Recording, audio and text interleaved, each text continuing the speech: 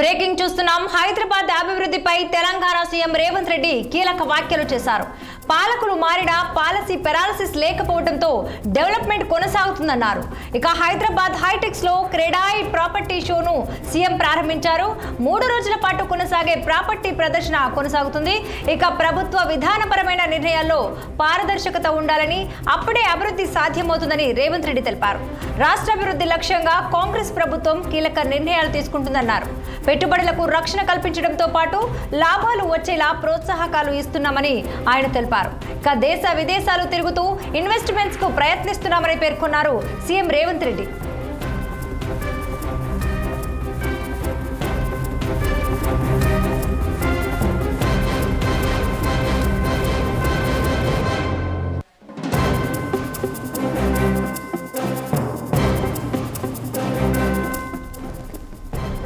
హైదరాబాద్ అభివృద్ధిపై తెలంగాణ సీఎం రేవంత్ రెడ్డి కీలక వ్యాఖ్యలు చేశారు. పాలకులు మారినా పాలసీ పెరాలసిస్ లేకపోవడంతో డెవలప్మెంట్ కొనసాగుతుందన్నారు. ఇక హైదరాబాద్ హైటెక్స్ లో క్రెడాయి ప్రాపర్టీ షోను సీఎం ప్రారంభించారు. 3 రోజుల పాటు కొనసాగే ప్రాపర్టీ ప్రదర్శన కొనసాగుతోంది. ప్రభుత్వ విధానపరమైన నిర్ణయాల్లో పారదర్శకత ఉండాలని, అప్పుడే అభివృద్ధి సాధ్యమవుతుందని రేవంత్ రెడ్డి తెలిపారు. రాష్ట్ర అభివృద్ధి లక్ష్యంగా కాంగ్రెస్ ప్రభుత్వం కీలక నిర్ణయాలు తీసుకుంటుందన్నారు. పెట్టుబడులకు రక్షణ కల్పించడంతో పాటు లాభాలు వచ్చేలా ప్రోత్సాహకాలు ఇస్తున్నామని ఆయన తెలిపారు. దేశ విదేశాలు తిరుగుతూ ఇన్వెస్ట్మెంట్స్ కు ప్రయత్నిస్తున్నామని పేర్కొన్నారు సీఎం రేవంత్ రెడ్డి.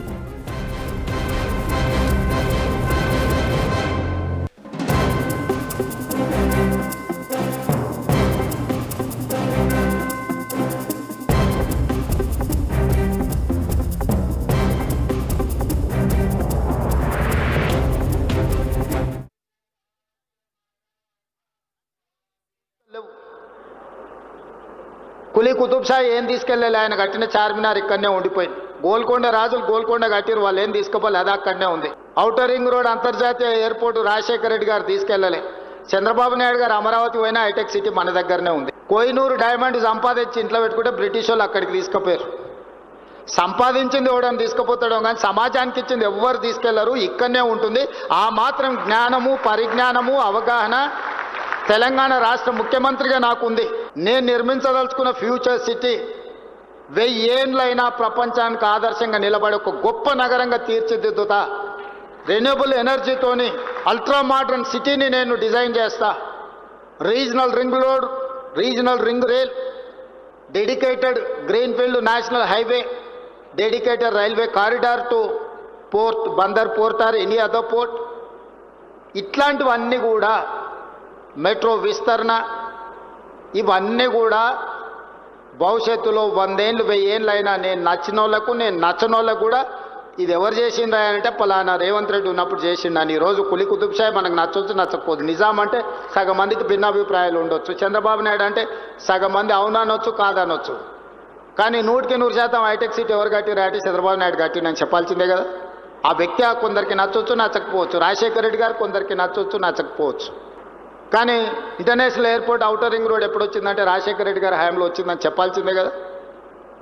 దేశ స్వతంత్రం కోసం కొట్లాడిన వాళ్ళు మహాత్మా గాంధీ, పండిత్ జవహర్లాల్ నెహ్రూ గురించి, స్వతంత్రం గురించి మాట్లాడితే వాళ్ళు తెచ్చిందని చెప్పాల్సిందే కదా. ఆ ఫిలాసఫీ కొందరికి నచ్చవచ్చు, నచ్చకపోవచ్చు.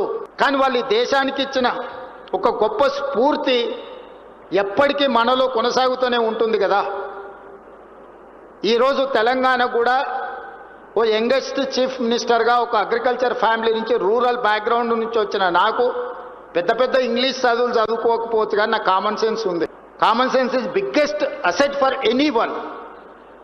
Language is not an knowledge, language is only for communication.